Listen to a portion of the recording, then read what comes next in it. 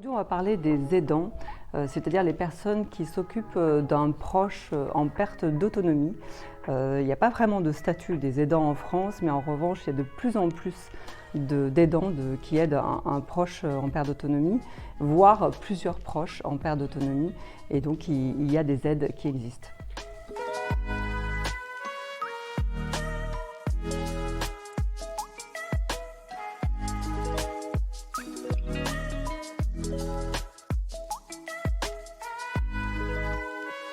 Il y a des aides financières, notamment cette personne peut demander l'APA pour sa mère, c'est-à-dire l'allocation personnalisée d'autonomie, c'est une indemnité que va percevoir sa mère. Elle peut aussi pour elle-même, si elle est proche aidant, demander un CESU, c'est-à-dire comme on fait appel en fait à un emploi à domicile, donc elle peut être rémunérée par sa mère, mais le seul inconvénient c'est que sa mère va devenir employeur particulier, donc il faudra qu'elle gère comme un employeur la rémunération de sa fille.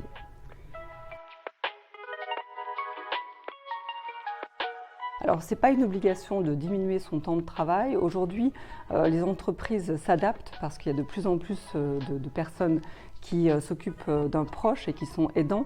Donc c'est vrai qu'on peut négocier avec l'entreprise en réalité un temps de travail, soit en temps partiel, effectivement à 80% ou même moins, soit peut-être en télétravail. Aujourd'hui, le télétravail est très adapté. Il y a aussi le congé de solidarité qui existe et qui permet en fait 3 mois de s'occuper de la personne et c'est renouvelable une fois.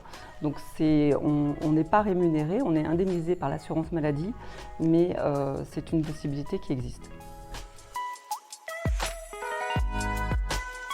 Le fait d'être retraité ne change pas la situation de l'aidant. La personne peut, comme pour précédemment, demander l'APA, c'est-à-dire l'allocation personnalisée d'autonomie pour l'aidant, ou être rémunérée, même si elle est retraitée, via le CESU par le proche. Alors, le soutien psychologique est la question, je dirais, la plus importante aujourd'hui et là où en fait il y a le plus de demandes. C'est vrai qu'en 2016, le gouvernement a créé le droit au répit. C'est une grande avancée, c'est-à-dire que en fait, l'aidant peut pendant quelques heures ou quelques jours confier son proche soit à une aide médicale, soit à un service d'accueil de jour par exemple, ou avoir d'autres aides possibles et souffler, partir dans la famille ou ailleurs. Donc ça c'est une aide importante. Il y a aussi de nombreuses associations, le Café des aidants qui existe, l'Association française des aidants qui donne beaucoup de conseils. Le premier conseil que je donnerais, c'est de ne pas se sentir un surhomme ou une surfemme, de se dire je vais y arriver, c'est pas grave, voilà. Il y a quand même un certain nombre d'associations, de structures qui existent et qui peuvent vous donner des conseils et surtout de l'aide.